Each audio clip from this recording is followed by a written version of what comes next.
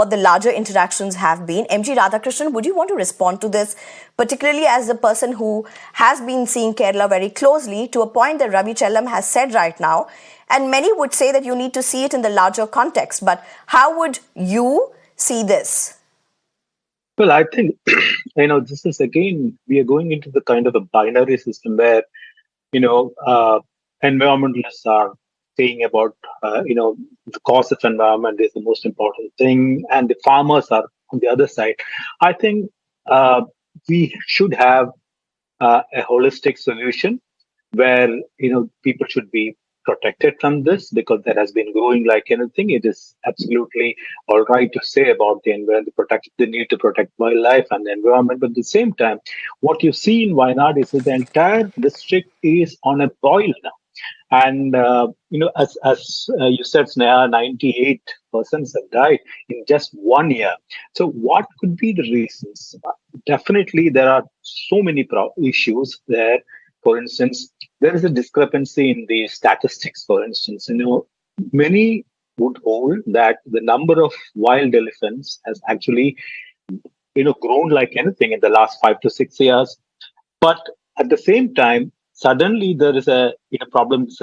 According to one particular statistic, it has been growing steadily until last year. And suddenly, last year's statistics show the number has come down like anything. Now, the issue is whether the number of wild elephants has grown beyond the carrying capacity of a forest like that we have in Wayanad. So nobody has done any serious, comprehensive study about this, and that is where you need to bring in, the advice or the kind of opinions that has been made by people like Rahul Gandhi, who's saying that you have to have a more realistic approach, because now you cannot, all you have is to give a radio collar to the elephant or try to do it.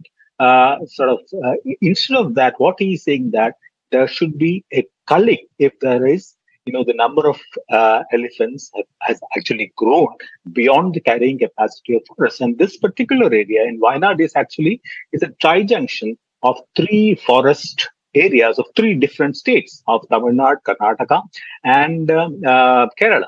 So it's the Wayanad forest is a continuous, it's part of the entire larger forest area.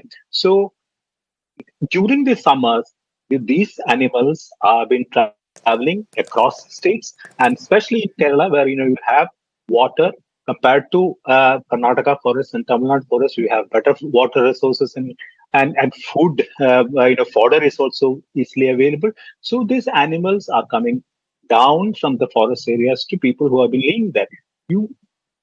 This is a major issue. And now the quality of forest has, Kerala is supposed to have about more than 35 to 36% of forest cover. But yet the quality of the forest that you're talking about has declined like anything. You have monoculture plantations, you have invasive plants like the senna and eucalyptus and acacia. These are completely altered the habitat and the natural diversity of the place, where habitats of animals have been destroyed. So instead of, the government has to have a completely, totally holistic master plan. And this in fact, Kerala government has actually prepared a master plan, but unfortunately, it has not yet been implemented. So there are a lot of problems, like, the forest laws are there, which the central government is actually, controlling all those things. You have to have some kind of a common, coordinated approach in which all the 3 states, especially I'm talking about Kerala, but Tamil Nadu, Karnataka, and Kerala, governments and forest departments have to sit together with environmentalists and people representatives and find out a solution to this, which has not yet happened in spite of the fact that this has been increasing so dramatically in the last 1 decade. So this coordinated approach by 3 states is something that is very important. So, M.G. Radhakrishnan, let me just get in Ravi Chellam again at this point. Ravi Chellam, to what M.G. Radhakrishnan is saying, and if you look at what Madhav Gadgil has said, he's a very well-respected scientist, environmentalist. He's well known. For him to come up with something like this, calling it, you need a more realistic approach, possibly speaks of a very strong shift in paradigm and approach that is being seen in Kerala or is likely to be seen. You've had instances where they have passed a resolution in the Kerala Assembly and they've asked for they've asked Centre to amend these wildlife laws. So if you're looking at this, do you see a change in how this is being handled? Is this expected? Is this concerning? I think while I respect Professor Gadgil, I completely disagree with what he has proposed. I think while any life lost in such circumstances is a tragedy, the solution is not to kill animals. You talk to the local communities themselves. I mean, we had a case of one tusker being captured and taken to Tamil Nadu, and we had the local community protesting against that. So people have very unique cultural and strong links and relationships with wildlife, especially species like elephants, which are long-lived, which can be individually identified. Those are special relationships. So to suggest culling is not in the ethos of this country. We have a very complex, very complicated, and very long cultural relationship with our nature. And any attempt at changing that will have unforeseen consequences.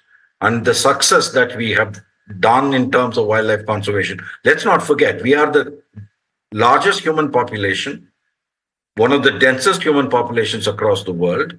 And look at what we have done in terms of conservation. The number of species we've protected so well.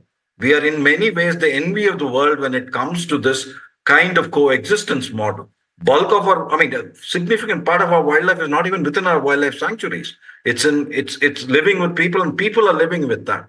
So that's the model we need to really systematize, get that into official policy, give decentralized powers for decision making at the local level, rather than think of culling and things like that, which I don't think is appropriate at all.